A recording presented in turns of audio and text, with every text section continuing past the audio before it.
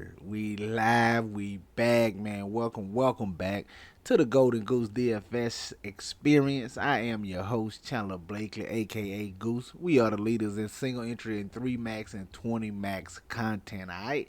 But have no fear if that's not your particular style of play, man. This is one of the best spots you can be in if you're playing NBA DFS in general.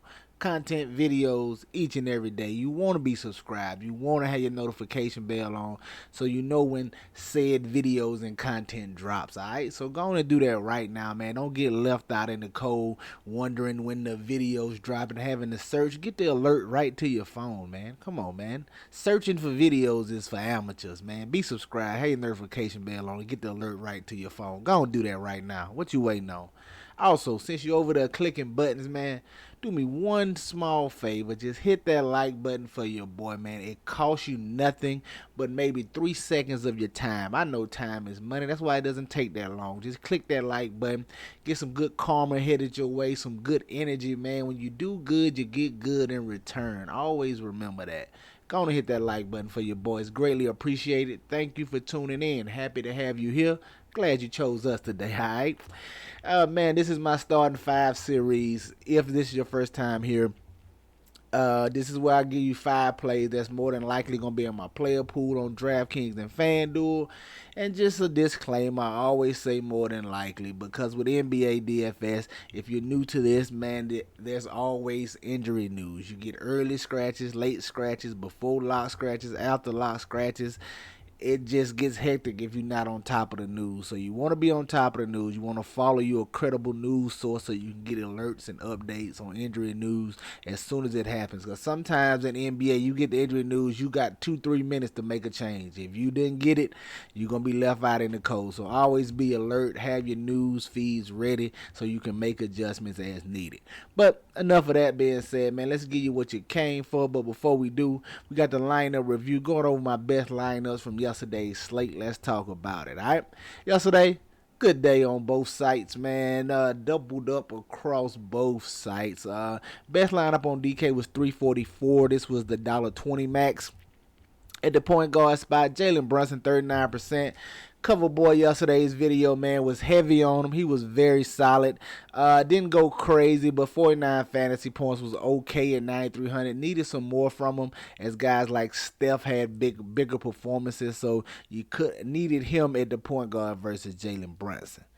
At the shooting guard, Dante DiVincenzo, everybody's chalk, just continues to perform as he's called on with no Julius Randle here, man. 2 nights, 2 back-to-back big performances from Dante DiVincenzo. A 60 burger here, man. Over 10x right here in this spot. You had to have him last night.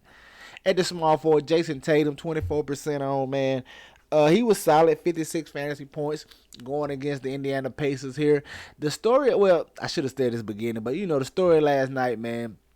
He just had all that value, especially with the Lakers side, with AD being ruled out. So you had Knicks value, you had Lakers value. That was the way to go. And you just try to mix and match your different pay-up options. I got to Tatum here. He was solid. My next pick was DeMar DeRozan at 7,800, 16% on. He gave you 46 fantasy points. A very solid outing from DeMar DeRozan last night.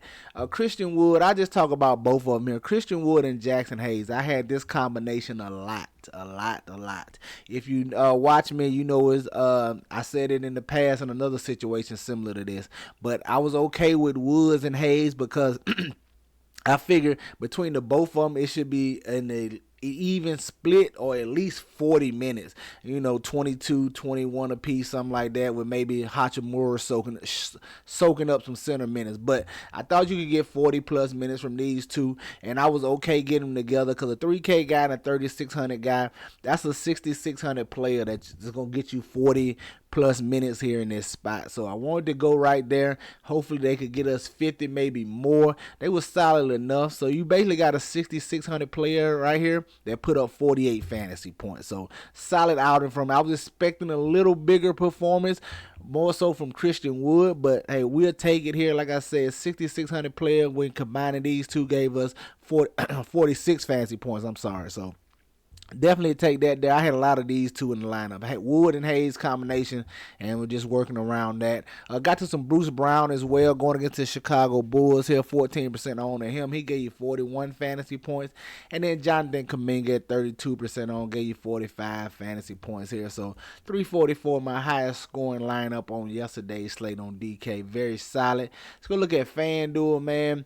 And it's been giving me trouble. Anybody else FanDuel acting up, man? It's been giving me trouble. First the page will load, then it won't load. So hopefully nothing goes awry in the middle of shooting this video. But I've been trying to wait it out for like 30 minutes now. But we got it. Last night's contest pulled up. It's not closed out on FanDuel end yet. So hopefully there's no last second adjustments. This should be it. But my highest scoring was in which is the $2 single. Yeah, $2 single entry. Put up 350 over here, man. Jalen Brunson once again. I was just heavy on Jalen Brunson. 49 fantasy points. Like I said, he was solid. He didn't kill us. My two Achilles heels last night that kept us from having a big night was Kobe White and D'Angelo Russell. Too much of those 2 point guards, and neither one of them gave us what we needed, man. Kobe White and D'Angelo Russell messed up a lot of money for me last night. But hey, it happens, man. You live to fight another day. Kobe White, 19% on, only 26 fantasy points from him. Dante DiVincenzo, once again, was just a must-have yesterday. Outright. Got to Buddy Hield here, just getting a little different. I knew once Mathurin got ruled out, it was the potential that he could pick up a few more minutes. I felt like he could go overlooked, so I was okay getting Buddy Hield in here. I knew he was all scoring, but he gave you some peripherals here in this game. But 33 fantasy points for him, very solid, 8% on. DeRozan, once again, a 50 burger over here from FanDuel, and I'm so mad about this, man. Podemski here. This was originally Wiggins. I should have left it. Well, originally it was Oubre. Then I switched to Wiggins. Then I switched to Podemski. That's just that late night tinkering, man, adjusting with your lineups. But should have left it at Wiggins as he had a way better day. But I figure I can get B-Pod at low ownership spot, especially once Klay Thompson got ruled out, man. That's what did it for him. When Klay Thompson got ruled out, I thought I could sneak to him. He's been very solid in the past, and I thought I could get him at low ownership. I was correct at 6%, but just didn't get the outcome we wanted. 19 fantasy points from him. Josh Hart, very solid as well, man. If you saw my video yesterday, you know I told you. Brunson, DiVincenzo, Hart. Just play them three. And that's what we did. A lot of it. Jackson Hayes, once again, down here, 28 fantasy points from him. And then I had some Vooch here at my center, 37 fantasy points for him. So, like I said, good day, doubled up across both sides. Let's keep it going with today's 9-game slate. I got it pulled up for you. We're going to talk about it. But before we get into it, man, this slate has the potential to fly off the rails, all right?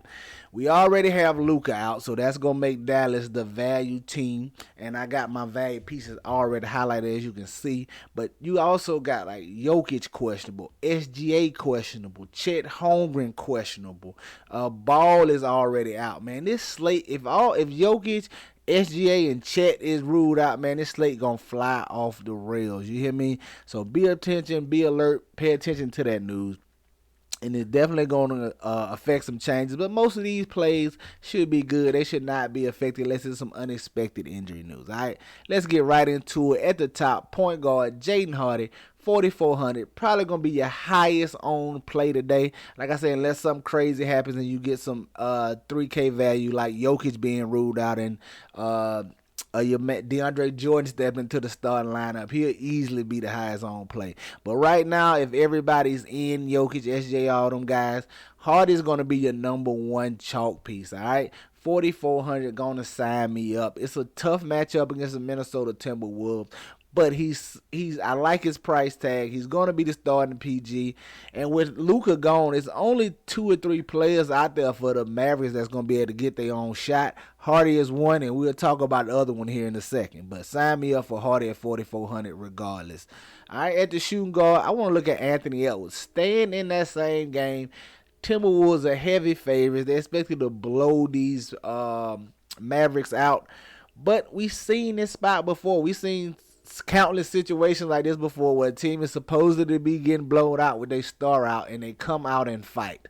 Now, who knows if it happens in this game? Either way, if they come out and fight and it's closer than expected, that should be good for Anthony Edwards. And if it's a blowout, I think Anthony Edwards is going to have a hand in it. So I'm okay getting Anthony Edwards, hoping my Mavericks piece can go off and keep him in this game and push Edwards to his ceiling performance. But love getting to him. Great spot here. Dallas, no real backcourt defense. Nobody to check him. He should be able to have his way. They don't have nobody to check anybody, up top or down low. They should completely get dominated here. Hopefully Anthony Edwards lead this charge for the blowout. Sign me up at 8,300. At the small forward, the next piece of your Mavericks value, man. THJ, Tim Hardaway Jr. Him and Hardy is the main two guys that can create their own shot out here and score for the Mavericks. So that being said, it is a tough matchup. Minnesota does have tough defenders that could possibly bother Hardy and Hardaway. So it can go a lot of ways, especially with Hardaway. All right, if you're choosing between the two, Hardy is definitely my favorite. Hardaway will be number 2. Just because he's more so scoring. And they have tough defenders like Jaden McDaniels. Even Anthony Edwards is a solid on-ball defender that they could bother Hardaway a little bit. But still getting to him. Him and Hardy going to get all the shots he wants. Sign me up for THJ over here going against these Minnesota Timberwolves. At the power forward, well, look at Paolo Banchero going against these San Antonio Spurs. You already know the Spurs are a great matchup. The Wizards are a great matchup.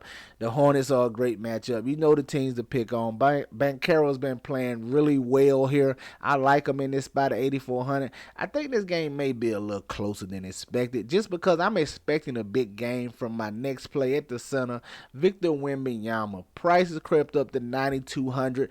I like going back to him here in this spot for the simple fact that I think he's going to be a little lower on. Everybody was on him last time out against the Wizards in a dream matchup where he was absolutely supposed to crush, and he was solid but didn't give us the game we expected. I like going right back to the well here because this is how it happens, man. You take a guy in a spot where he's supposed to smash, the best spot for him. Everybody takes him. He doesn't. And then the next game coming back out, tougher matchup, and that's when he goes off. I can see that happening here with Victor Wembanyama, but you know what he's capable of. He affects the game in so many ways, man. I like going right back to him here. He should be able to do whatever he wants down there. I know the Magic have a lot of size, but nobody has Wemby size. So I like going to him at 9,200 for a little bounce back performance. Hopefully I get him at lower ownership. But like I said, man, it's probably going to change if you get Jokic ruled out. If you get SGA or Chet ruled out, it's going to open up tons of value. But this is what I like early on this morning, man. Jaden Hardy, Anthony Edwards, Tim Hardaway Jr., Paolo Banchero, and Victor Wembanyama. All right, let's go look at FanDuel and see what I'm feeling over there. On the FanDuel side, I got my eye on Jamal Murray.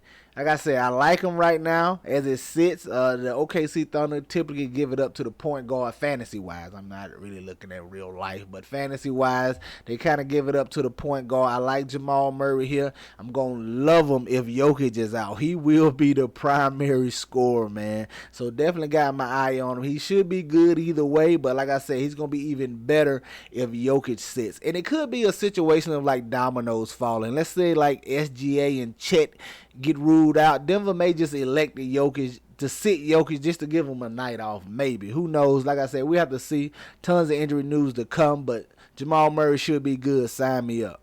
Shooting guard, staying with Jaden Hardy. A little more expensive over here, but I do not mind. Like I said, him and Tim Hardaway Jr. are going to be the primary scoring options for this Dallas Mavericks team, even though it's a tough matchup against the Timberwolves. They're going to score something. It's not going to be shut out. So give me the two guys that are going to do most of the shooting and provide most of the points. All right, Jaden Hardy, and then your small forward, Tim Hardaway Jr., 6,400. Slight price increase over here on FanDuel as well. But like I said, I'm okay with it. We just hope that shot's going because it's not a lot of peripherals there. Maybe he can pick up a few more with no Luka. Maybe he can get extra assists. His assist rate may tick up since he may get a little more ball handling opportunities. But Hardy, Tim Hardaway Jr., just sign me up for these two guys in this matchup against the Timberwolves. At the power forward, I want to look at Brandon Ingram, 7,900, going against these Houston Rockets. He has been the one consistent for these Pelican team, man. Zion's been up and down. CJ McCollum's up and down. Brandon Ingram has been the one consistent here. I like him in this spot going against the Houston Rockets, trying to take advantage of his size mismatch up top. It'll be interesting to see who they assign to defend him. As they got bigger bodies they're going to have to deal with. They're going to have somebody on Zion down there. And I don't know if they got enough length and range to affect Brandon Ingram. They may try to put Dylan Brooks on him. He may just irritate him. I don't think he can do much with him defensively. Give me Brandon Ingram at 7,900. And then round out the center, I'm going to stay with Victor Wembanyama. Like, going right back to the well. Like I said, man, he just affects the game in so many ways. And with them working inside with Banchero, hopefully he can get a few more blocks down here. And you know we like those on FanDuel where they worth 3, all right? There you have it, man. Just starting 5 for FanDuel. Victor Wembanyama, Brandon Ingram, Tim Hardaway Jr., Jaden Hardy, and Jamal Murray. Get you some exposure to these guys. Get them in your player pools. They for sure going to be in mine, all right? That's going to do it for us here today, man. Y'all know the motto. Chances make champions. Y'all green up. I'll catch y'all next time, all right? Let's get it.